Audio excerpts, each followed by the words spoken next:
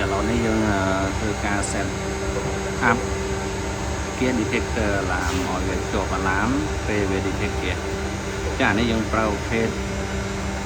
gear 134A ចឹងយើងចុច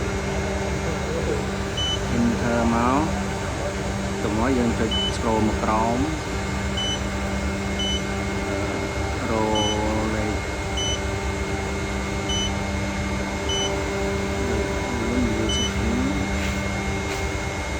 អូខេច្រឡំតែនេះយើងចូលមក enter ហើយយើងដោះ password វាអានេះវា4 3 2 1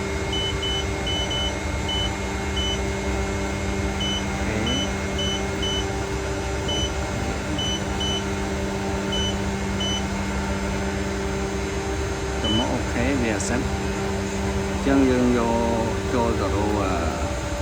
អានេះយើងទៅ set up គេសិនអញ្ចឹងយើងមើលអានេះ address របស់គេយកទៅយើងមើលពេតគេយើងបាទនេះខាយគេដែលយើងត្រូវ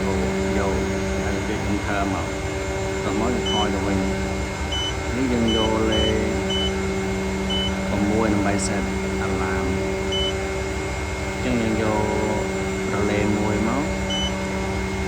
យក select enable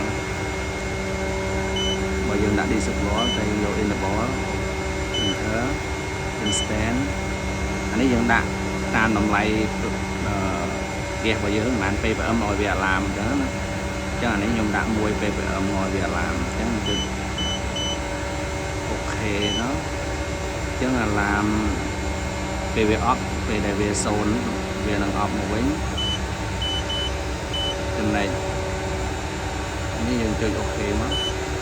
ទី2យើងណូមមិនកดឲ្យវា finish យើងចុច on វិញ on ទៅមកយើងចុច accept restart អូខេប៉ុណ្ណឹង